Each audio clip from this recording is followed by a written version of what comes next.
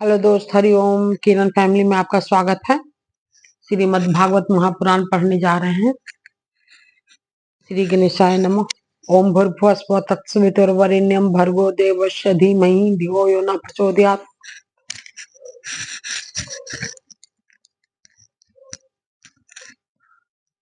श्रीमद् भागवत महापुराण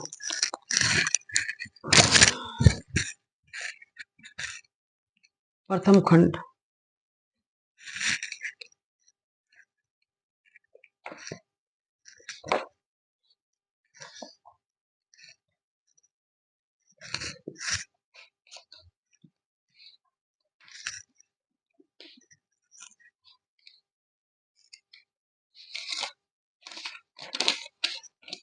अथर्वविंशो अध्याय। महाराज पृथु का अपनी प्रजा को उपदेश।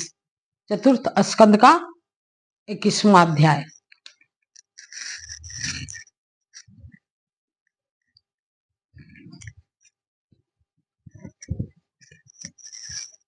श्री मैत्रेय जी कहते हैं, विदुर जी, उस समय महाराज पृथु का नगर सर्वत्र मोतियों की लड़ियों, फूलों की मालाओं, रंग बिरंगे वस्त्रों, सोने के दरवाजों और अत्यंत सुगंधित धूपों से सुशोभित था। उसकी गलियां, चौक और सड़कें चंदन और अरगजे के जल से सींच दी गई थी तथा उसे पुष्प, अक्षत, फल, यामांकुर, खील और दीपक आदि मांगलिक द्रव्यों से सजाया गया था। वहां ठौर ठौर पर रखे हुए फल फूल के गुच्छों से युक्त केले के खंभों और सुपारी के पौधों से बड़ा ही मनोहर जान पड़ता था तथा सब और आम आदि वृक्षों के नवीन पत्तों की वंदन बारों से विभूषित था।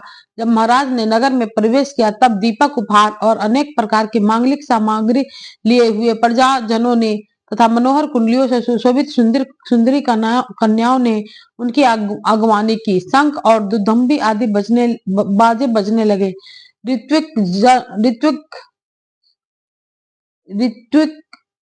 ऋत्विक गण वेद ध्वनि करने लगे। वंदी जनों ने स्तुति गान आरंभ कर दिया। यह सब देख और सुनकर भी उन्हें किसी प्रकार का अहंकार नहीं हुआ। इस प्रकार वीरवर पृथु ने राजमहल में प्रवेश किया। मार्ग में जहां तहां पूर्ववासी और देशवासियों ने उनका अभिनंदन किया। परम यशस्वी महाराज ने भी उन्हें प्रसन्नता पूर्वक अभीष्ट वर देकर संतुष्ट किया। महाराज पृथु महापुरुष और सभी के पूजनीय थे। उन्होंने इसी प्रकार के अनेक उदार कर्म करते हुए पृथ्वी का शासन किया और अंत में अपने विपुल यश का विस्तार कर भगवान का परम पद प्राप्त किया। सूत जी कहते हैं, मुनिवर शौनक जी, इस प्रकार भगवान मैत्रेय के मुख से आदि राज पृथु का अनेक प्रकार के गुणों से संपन्न और गुणवानों द्वारा प्रशंसित विस्तृत सुयश सुनकर परम भगवत विदुर जी ने उनका अभिनंदन करते हुए कहा। विदुर जी बोले, ब्राह्मण ब्राह्मणों ने पृथ्वी का अभिषेक किया। समस्त देवताओं ने उन्हें उपहार दिए। उन्होंने अपनी भुजाओं में वैष्णव तेज को धारण किया और उससे पृथ्वी का दोहन किया। उनके उस पराक्रम के उच्छिष्ट रूप विवेशय भोगों से ही आज भी संपूर्ण राजा तथा लोकपालों के सहित समस्त लोग इच्छा अनुसार जीवन निर्वाह करते हैं। भला ऐसा कौन समझदार होगा जो उनकी पवित्र कृति को सुनना न चाहेगा। अतः आप मुझे उनके कुछ और भी पवित्र चरित्र सुनाइए। श्री मैत्रेय जी ने कहा, साधु श्रेष्ठ विदुर जी, महाराज पृथु गंगा और यमुना के मध्यवर्ती देश में निवास कर अपने पुण्य कर्मों के क्षय की इच्छा से प्राप्त हुए भोगों को ही भोगते थे। ब्राह्मण वंश और भगवान के संबंधी विष्णु भक्तों को छोड़कर उनका 7 द्वीपों के सभी पुरुषों पर अखंड एवं आबाद शासन था। एक बार उन्होंने एक महासत्र की दीक्षा ली। उस समय वहां देवताओं, ब्रह्म ऋषियों और राजश्रियों का बहुत बड़ा समाज एकत्र हुआ। उस समाज में महाराज पृथु ने उन पूजनीय अतिथियों का यथायोग्य सत्कार किया और फिर उस सभा में नक्षत्र मंडल में चंद्रमा के समान खड़े हो गए। उनका शरीर ऊंचा, भुजाएं भरी और विशाल, रंग गोरा, नेत्र कमल के समान सुंदर, अरुण वर्ण, नासिका मुख मनोहर, स्वरूप सौम्य, कंधे ऊंचे और मुस्कान से युक्त, दंत पंक्ति सुंदर थी। उनकी छाती चौड़ी, कमर का पिछला भाग स्थूल और उधर पीपल के पत्ते के समान सुडौल तथा बड़े बल परे हुए होने से उधर पीपल के पत्ते के समान सुडौल तथा बल परे हुए होने से और भी सुंदर जान पड़ता था। नाभि भंवर के समान गंभीर थी, शरीर तेजस्वी था, जांघाएं स्वर्ण के समान देदीप्यमान थी तथा पैरों के पंजे उभरे हुए थे। उनके बाल बारीक घुंघराले काले और चिकने थे। गर्दन शंख के समान समान उतार चढ़ाव वाली तथा रेखाओं से युक्त थी और वे उत्तम बहुमूल्य धोती पहने और वैसे ही चादर ओढ़े थे। दीक्षा के नियमानुसार उन्होंने समस्त आभूषण उतार दिए थे। इसी से उनके शरीर के अंग प्रत्यंग की शोभा अपने स्वाभाविक रूप में स्पष्ट झलक रही थी। वे शरीर पर कृष्ण मृग का चर्म तथा और हाथों में कुशा धारण किए हुए थे। इससे उनके शरीर की कांति और भी बढ़ गई थी। वे अपने सारे नित्य कृत्य यथाविधि संपन्न कर चुके थे। राजा पृथु ने मानो सारी सभा को हर्ष से साराबोर करते हुए अपने शीतल एवं स्नेहपूर्ण नेत्रों से चारों ओर देखा और फिर अपने भाषण प्रारंभ किया। उनका भाषण अत्यंत सुंदर, विचित्र पदों से युक्त, स्पष्ट, मधुर, गंभीर एवं निशंक था। मानो उस समय वे सबका उपकार करने के लिए अपने अनुभव का अनुवाद कर रहे हों।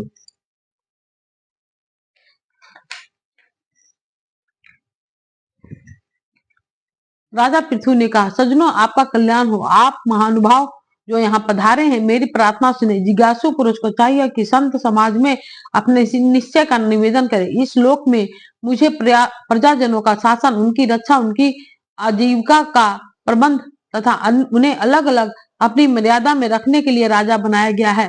अतः उनका यथावत पालन करने से मुझे उन्हीं मनोरथ पूर्ण करने वालों लोगों की प्राप्ति होनी चाहिए जो वेदवादी मुनियों के मतानुसार संपूर्ण कर्मों के साक्षी श्री हरि के प्रसन्न होने पर मिलते हैं। जो राजा प्रजा को धर्म मार्ग की शिक्षा न देकर केवल उससे कर असूल करने में लगा रहता है, वह केवल प्रजा के पाप का ही भागी होता है और अपने ईश्वर से हाथ धो बैठता है। अतः प्रिय प्रजाजन, अपने इस राजा का परलोक में हित करने के लिए आप लोग परस्पर दोष दृष्टि छोड़कर हृदय से भगवान को याद रखते हुए अपने अपने कर्तव्य का पालन करते रहिए, क्योंकि आपका स्वार्थ भी इसी में है और इस प्रकार मुझ पर भी आपका बड़ा अनुग्रह होगा। विशुद्ध चित्त देवता, पितर और महर्षिगण, आप भी मेरी इस प्रार्थना का अनुमोदन कीजिए, क्योंकि कोई भी कर्म हो, मरने के अनंतर उसे कर्ता, उपदेष्टा और समर्थक को उसका समान फल मिलता है। माननीय सौजनों, किन्हीं श्रेष्ठ महा अनुभव के मत में तो कर्मों का फल देने वाले भगवान यज्ञपति ही हैं, क्योंकि इहलोक और परलोक दोनों ही जगह कोई शरीर बड़े तेजोमय देखे जाते हैं। मनु, उतानपाद, महीपति ध्रुव, राजश्री प्रियव्रत, हमारे दादा अंग तथा ब्रह्मा, शिव, प्रहलाद, बलि और इसी कोटि के अन्य महानुभावों के मत में तो धर्म, अर्थ, काम, मोक्ष रूप चतुर्वर्ग तथा स्वर्ग और अपवर्ग के स्वाधीन नियामक कर्म फलदाता रूप से भगवान गदाधर की आवश्यकता है ही। इस विषय में तो केवल मृत्यु के दौहित्र वेन आदि कुछ सोचनीय और धर्म विमूढ़ लोगों का ही मतभेद है, अतः उसका कोई विशेष महत्व नहीं हो सकता। जिनके चरण कमलों की सेवा के लिए निरंतर बढ़ने वाली अभिलाषा, उन्हीं के चरण नख से निकली हुई गंगा जी के समान संसार ताप से संतप्त जीवों के समस्त जन्मों के संचित मनोमल को तत्काल नष्ट कर देती है। जिनके चरण तल का आश्रय लेने वाला पुरुष सब प्रकार के मानसिक दोषों को धो डालता तथा वैराग और तत्व साक्षात्कार रूप बल पाकर फिर इस दुखमय संसार चक्र में नहीं पड़ता, और जिनके चरण कमल सब प्रकार की कामनाओं को पूर्ण करने वाले हैं, उन प्रभु को आप लोग अपनी अपनी आजीविका के उपयोगी वर्णाश्रमोचित अध्यापन आदि कर्मों तथा ध्यान, स्तुति, पूजा आदि मानसिक, वाचिक एवं शारीरिक क्रियाओं के द्वारा भजे। हृदय में किसी प्रकार का कपट न रखें तथा यह निश्चय रखें कि हमें अपने अपने अधिकारानुसार इसका फल अवश्य प्राप्त होगा। भगवान स्वरूप पथ, विशुद्ध विद्या घन और समस्त विद्या विशुद्ध विज्ञान घन और समस्त विशेषज्ञों से रहित है, किंतु इस कर्म मार्ग में जौ चावल आदि विविध द्रव्य शुक्ला आदि गुण अवघात कुटना आदि क्रिया एवं मंत्रों के द्वारा और अर्थ आशय संकल्प लिंग पदार्थ शक्ति तथा ज्योतिष होम आदि नामों से संपन्न होने वाले अनेक विशेषण युक्त यज्ञ के रूप में प्रकाशित होते हैं। जिस प्रकार एक ही अग्नि भिन्न भिन्न काष्ठों में उन्हीं के आकार आदि के अनुरूप भासती है, उसी प्रकार ये सर्वव्यापक प्रभु परमानंद स्वरूप होते हुए भी प्रकृति काल वासना और अदृष्ट से उत्पन्न हुए शरीर में विषयाकार बनी हुई बुद्धि में स्थित होकर उन यागादि क्रियाओं के फल रूप से अनेक प्रकार के जान पड़ते हैं। अहो, इस पृथ्वी तल पर मेरे जो प्रजाजन यज्ञ भोक्ताओं के अधीश्वर सर्वगुरु श्री हरि का एक निष्ठा भाव से अपने अपने धर्मों के द्वारा निरंतर पूजन करते हैं, वे मुझ पर बड़ी कृपा करते हैं। सहनशीलता तपस्या और ज्ञान इन विशिष्ट विभूतियों के कारण वैष्णव और ब्राह्मण के वंश स्वभावतः ही उज्जवल होते हैं। उन पर राजकुल का तेज धन ऐश्वर्य आदि समृद्धियों के कारण अपना प्रभाव न डाले।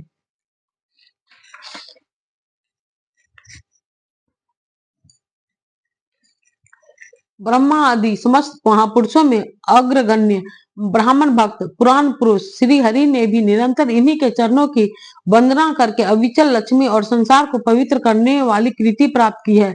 आप लोग भगवान के लोक संग्रह रूप धर्म का पालन करने वाले हैं तथा सर्वांतरयामी सर्व स्वयं प्रकाश ब्राह्मण प्रिय श्री हरि विप्र वंश की सेवा करने से ही परम संतुष्ट होते हैं।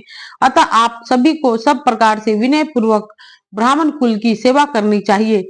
इनकी नित्य सेवा करने से शीघ्र ही चित्त शुद्ध हो जाने के कारण मनुष्य स्वयं ही ज्ञान और अभ्यास आदि के बिना ही परम शांति रूप मोक्ष प्राप्त कर लेता है। अतः लोक में इन ब्राह्मणों से बढ़कर दूसरा कौन है जो भविष्य भोजी देवताओं का मुख हो सके। ब्राह्मण करने का मतलब यहाँ ज्ञानी पंडित, ना कि जात।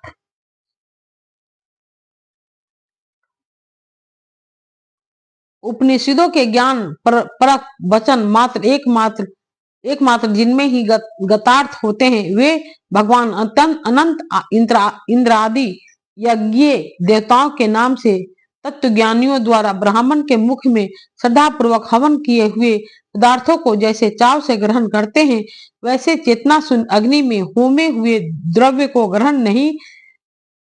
को नहीं ग्रहण करते। सभ्य गण जिस प्रकार स्वच्छ दर्पण में प्रतिबिंब का भान होता है, उसी प्रकार जिससे इस संपूर्ण प्रपंच का ठीक ठीक ज्ञान होता है, उस नित्य शुद्ध और सनातन ब्रह्म वेद को जो परमार्थ तत्व की उपलब्धि के लिए श्रद्धा तप मंगलमय आचरण स्वाध्याय विरोधी वार्तालाप के त्याग तथा संयम और समाधि के अभ्यास द्वारा धारण करते हैं, उन ब्राह्मणों के चरण कमलों की धूलियों को मैं आयु पर्यंत अपने मुकुट पर धारण करूं, क्योंकि उसे सर्वदा सिर पर चढ़ाते रहने से मनुष्य के सारे पाप तत्काल नष्ट हो जाते हैं और संपूर्ण गुण उसकी सेवा करने लगते हैं। उन गुणवान शील संपन्न कृतज्ञ और गुरुजनों की सेवा करने वाले पुरुष के पास सारी संपदाएं अपने आप आ जाती है। अतः मेरी तो यही अभिलाषा है कि ब्राह्मण कुल गोवंश और भक्तों के सहित श्री भगवान मुझ पर सदा प्रसन्न रहे। श्री मैत्रेय जी कहते हैं, ब्राह्मण महाराज पृथु का यह भाषण सुनकर देवताओं पितर और ब्राह्मण आदि सभी साधुजन बड़े प्रसन्न हुए और साधु यो कहकर उनके प्रशंसा करने लगे। उन्होंने कहा, पुत्र के द्वारा पिता पुण्य लोकों को प्राप्त कर लेता है, यह श्रुति यथार्थ है। पापी वेन ब्राह्मणों के शाप से मारा गया था, फिर भी इनके पुण्य बल से उसका नरक से निस्तार हो गया। इसी प्रकार हिरण्यकशिपु भी भगवान की निंदा करने के कारण नरकों में गिरने वाला ही था कि अपने पुत्र प्रहलाद के प्रभाव से उन्हें पार कर गया। वीरवर पृथु जी, आप तो पृथ्वी के पिता ही हैं और सब लोगों के एकमात्र स्वामी श्री हरि में भी आपकी ऐसी अविचल भक्ति है, इसलिए आप अनंत वर्षों तक जीवित रहें। आपका सुवेश बड़ा पवित्र है। आप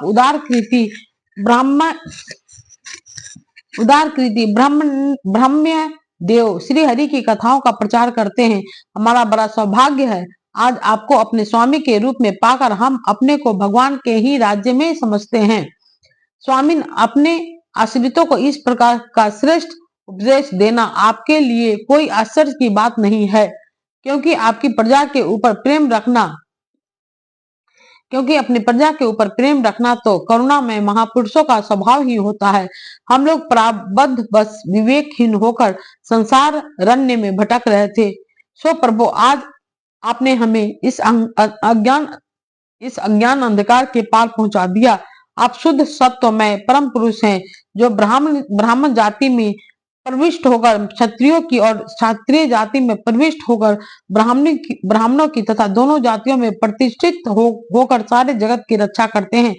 आपको नमस्कार है। इति श्रीमद् भागवते महापुराणे परमहंसम संहितम चतुर्थ स्कंदे 21वां अध्याय 21वां अध्याय समाप्त हो गया।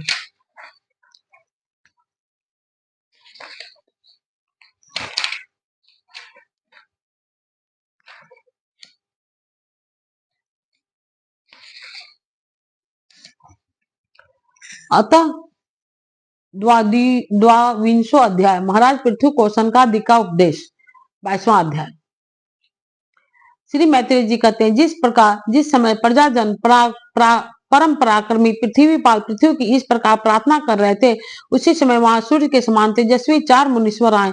राजा और उनके अनुचरों ने देखा तथा पहचान लिया कि वे सिद्धेश्वर अपनी दिव्य कांति से संपूर्ण लोगों को पाप निर्मुक्त करते हुए आकाश से उतर कर आ रहे हैं। राजा के प्राण सनकादिक का दर्शन करते ही जैसे विषय जीव विषय की ओर दौड़ता है, उनकी ओर चल पड़े। मानो उन्हें रोकने के लिए ही वे अपने सदस्यों और अनुयायियों के साथ एकाएक उठ खड़े हो गए।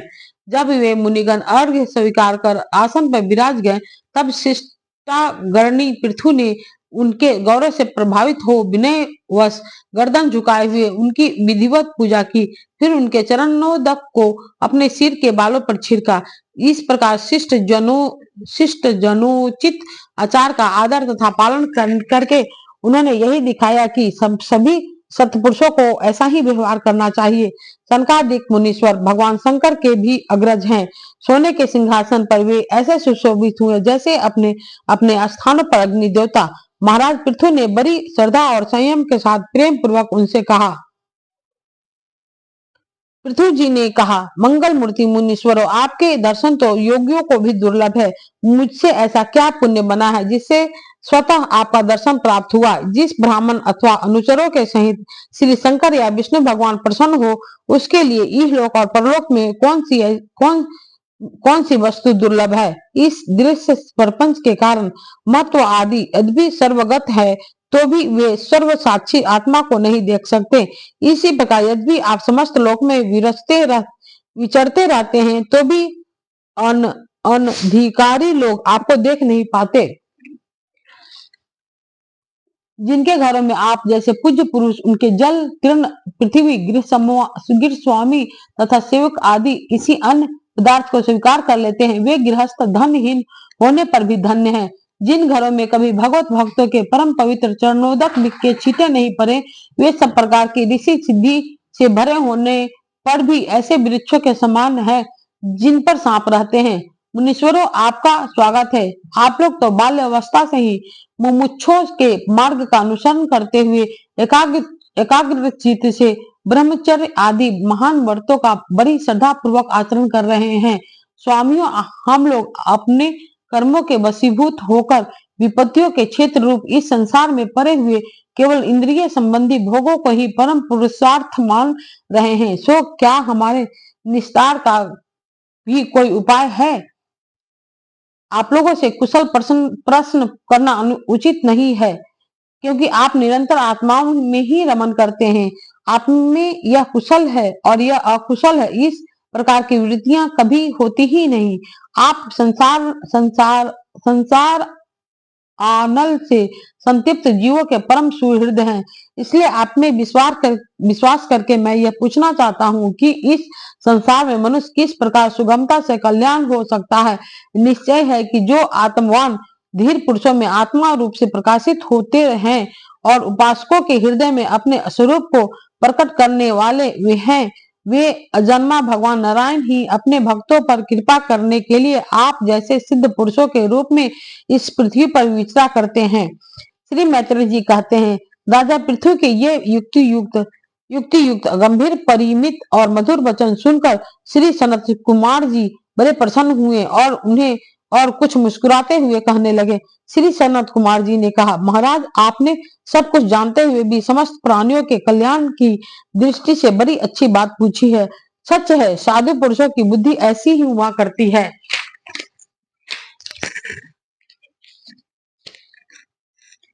सत्पुरुषों का समागम श्रोता और वक्ता दोनों को ही अभिवंत होता है, क्योंकि उनके प्रश्नों का सभी का कल्याण करते हैं, क्योंकि उनके प्रश्नोत्तर सभी का कल्याण करते हैं।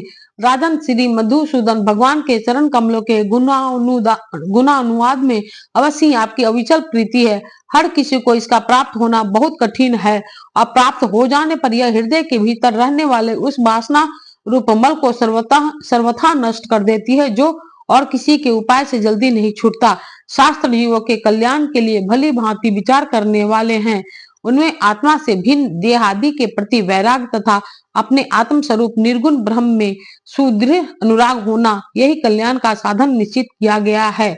शास्त्रों का यह भी कहना है कि गुरु और शास्त्र के वचनों में विश्वास रखने से, भागवत धर्मों का आचरण करने से, तत्व जिज्ञासा से, ज्ञान योग की निष्ठा से, योगेश्वर श्री हरि की उपासना से, नित्य प्रति पुण्य कृति श्री भगवान की पावन कथाओं को सुनने से, जो लोग धन और इंद्रियों के भोगों में ही रत हैं, उनकी गोष्ठी में प्रेम न रखने से, उन्हें प्रिय लगने वाले पदार्थों का आसक्ति पूर्व संग्रह न करने से, भगवत गुण अमृत का पान करने के सिवा अन्य समय आत्मा में ही संतुष्ट रहते हुए एकांत सेवन में प्रेम रखने से, किसी भी जीव को कष्ट न देने, निवृत्ति निष्ठा से आत्महित का अनुसंधान करते रहने से, श्री हरि के पवित्र चरित्र रूप श्रेष्ठ अमृत का आस्वादन करने से, निष्काम भाव से यम नियमों का पालन करने से, कभी किसी की निंदा न करने से, योगक्षेम के लिए प्रयत्न न करने से, शीतोषण आदि द्वंद्वों को सहन करने से, भक्त जनों के कानों को सुख देने वाले श्री हरि के गुणों को बार बार वर्णन करने से और बढ़ते हुए भक्ति भाव से मनुष्य का कार्य कारण रूप संपूर्ण जड़ प्रपंच से वैराग हो जाता है और आत्मा स्वरूप निर्गुण ब्रह्म में अन्यास ही उसकी प्रीति हो जाती है।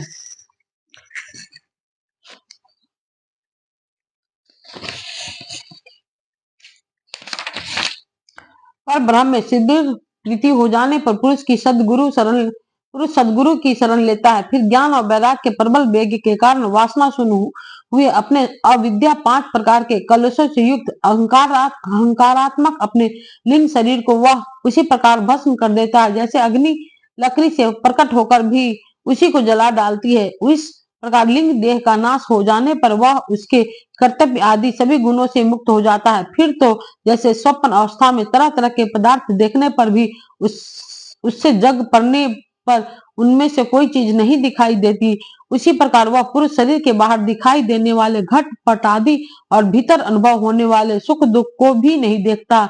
उस स्थिति में प्राप्त होने से पहले ये पदार्थ ही जीवात्मा परमात्मा के बीच में रहकर उनका भेद कर रहे थे। जब तक अंतःकरण का उपाधि रहती है तभी तक पुरुष को जीवात्मा इंद्रियों के विषय और इन दोनों का संबंध कराने वाले अहंकार का अनुभव होता है, इसके बाद नहीं। बाह्य जगत में भी देखा जाता है कि जल दर्पण आदि निमित्तों के रहने पर ही अपने बिंब और प्रतिबिंब का भेद दिखाई देता है, अन्य समय नहीं। जो लोग विषय चिंतन में लगे रहते हैं उनकी इंद्रियां विषयों में फंस जाती है तथा मन को भी उन्हीं की ओर खींच ले जाती है। फिर तो जैसे जलाशय के तीर पर उगे हुए कुशादी अपनी जड़ों से उसका जल सींचते रहते हैं, उसी प्रकार यह इंद्रिया शक्त मन बुद्धि की विचार शक्ति को क्रमशः हर लेता है। विचार शक्ति के नष्ट हो जाने पर पूर्वापर की स्मृति जाती रहती है और स्मृति का नाश हो जाने पर ज्ञान नहीं रहता। इस ज्ञान के नाश को ही पंडित जन अपने आप अपना नाश करना कहते हैं।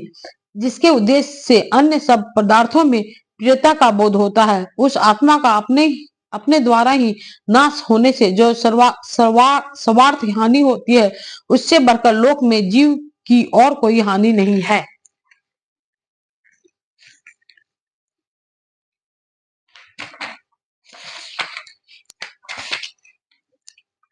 धन और इंद्रियों के विषय का चिंतन करना मनुष्य के सभी पुरुषार्थों का नाश करने वाला है, क्योंकि इसकी चिंता से वह ज्ञान और विज्ञान से भ्रष्ट होकर वृक्ष आदि स्थावर योनियों में जन्म पाता है।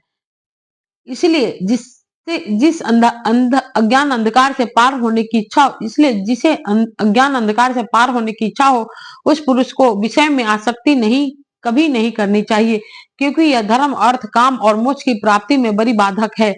इन चार पुरुषार्थों में भी सबसे श्रेष्ठ मोक्ष ही माना जाता है, क्योंकि अन्य तीन पुरुषार्थों में सर्वदा काल का भय लगा रहता है। प्रकृति में गुण क्षोभ होने के बाद जितने भी उत्तम और अधम भाव पदार्थ प्रकट हुए हैं, उनमें कुशल से रह सके ऐसा कोई भी नहीं है। काल भगवान उन सभी के कुशलों को कुचलते रहते हैं। अतः राजन, जो भगवान देह, इंद्रिय, प्राण, बुद्धि और अहंकार से आवृत सभी अस्थावर जंगम प्राणियों के हृदय में जीव के नियामक अंतर्यामी आत्मा रूप से सर्वत्र साक्षात प्रकाशित हो रहे हैं, उन्हें तुम वह मैं ही हूं ऐसा जानो। जिस प्रकार माला का ज्ञान हो जाने पर उसमें सर्प बुद्धि नहीं रहती, उसी प्रकार विवेक होने पर जिसका कहीं पता नहीं चलता लगता, ऐसा यह मायामय प्रपंच जिससे कार्य कारण रूप से प्रतीत हो रहा है और जो स्वयं कर्म फल कलुषित प्रकृति से परे है, उस नित्य मुक्त निर्मल और ज्ञान स्वरूप परमात्मा को मैं प्राप्त हो रहा हूँ।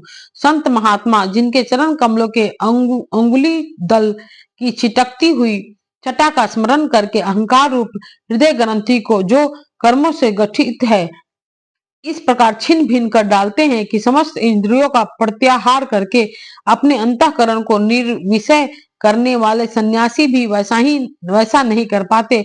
तुम उन सर्वाश्रय भगवान वासुदेव का भजन करो। जो लोग मन और इंद्रिय रूप मगरों से भरे हुए इस संसार सागर को योग आदि दुष्कर साधनों से पार करना चाहते हैं, उनका उस पार पहुंचना कठिन ही है, क्योंकि उन्हें कर्णधार रूप श्री हरि का आश्रय नहीं है।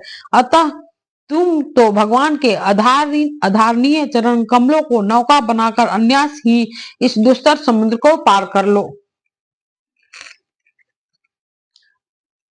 श्री मैत्रेय जी कहते हैं, विदुर जी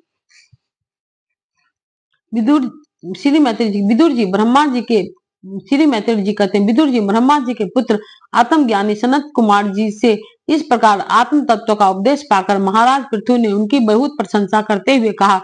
राजा पृथु ने कहा, भगवान दीनदयाल श्री हरि ने मुझ पर पहले कृपा की थी, उसी को पूर्ण करने के लिए आप लोग पधारे हैं। आप लोग बड़े ही दयालु हैं। जिस कार्य के लिए आप लोग पधारे थे उससे आप लोगों ने अच्छी तरह संपन्न कर दिया।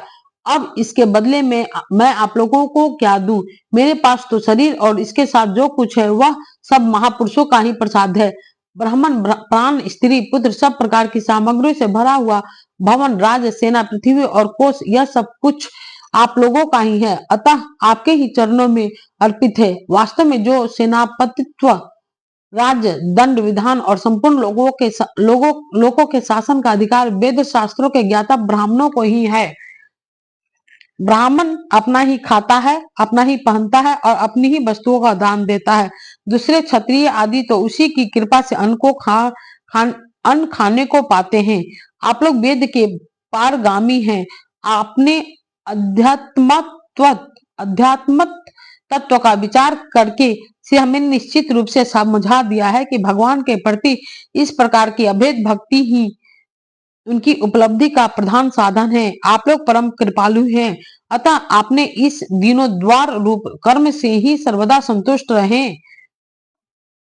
आपके इस उपकार का बदला कोई क्या दे सकता है? उसके लिए प्रयत्न करना भी अपनी हंसी कराना है। श्री मैत्रेय जी कहते हैं, विदुर, फिर आदिराज पृथु ने आत्मज्ञानियों में श्रेष्ठ शनकादिक की पूजा की और वे उनके शील की प्रशंसा करते हुए सब लोगों के सामने ही आकाश मार्ग से चल गए। महात्माओं में अग्रगण्य महाराज पृथु उनसे आत्म आत्म उपदेश पाकर चित्त की एकाग्रता से आत्मा में ही स्थित रहने के कारण अपने को कृत्य सा अनुभव करने लगे।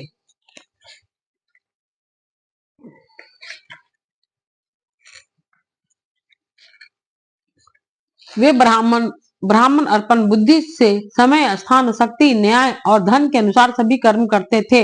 इस प्रकार एकाग्र चित्त से समस्त कर्मों का फल परमात्मा को अर्पण करके आत्मा को कर्मों का साक्षी एवं प्रकृति से अतीत देखने के कारण वे सर्वथा निर्लिप्त रहे।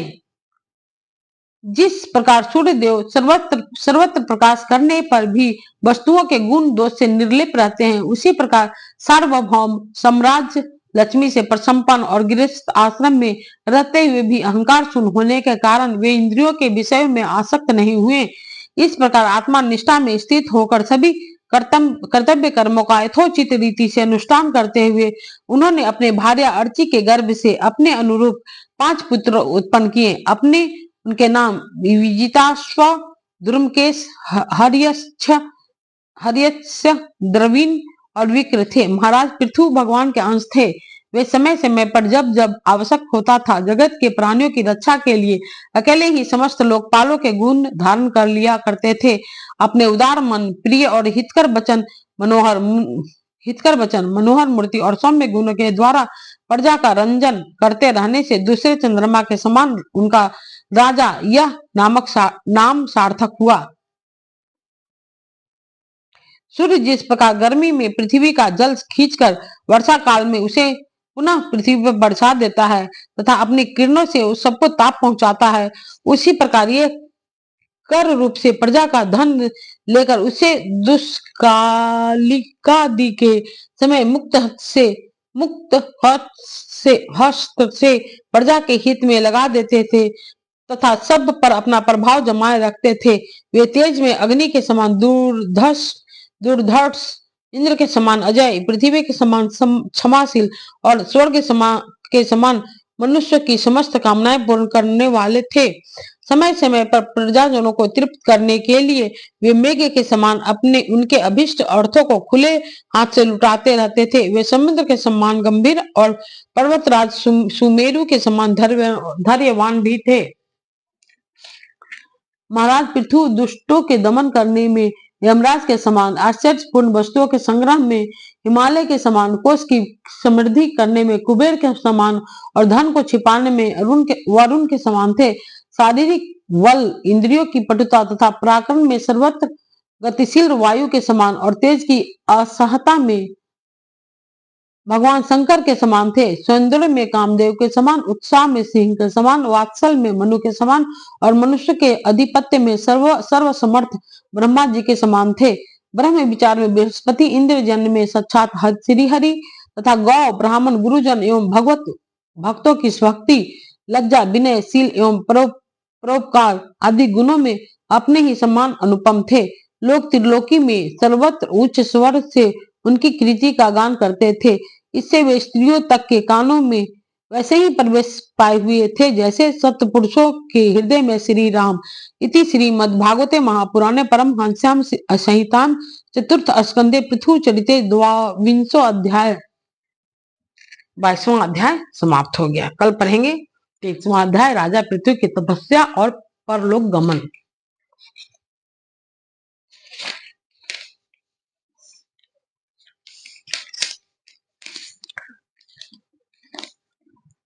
ओम भूर्भुवः स्वः तत्सवितुर्वरेण्यं भर्गो देवस्य धीमहि धियो यो न प्रचोदयात्।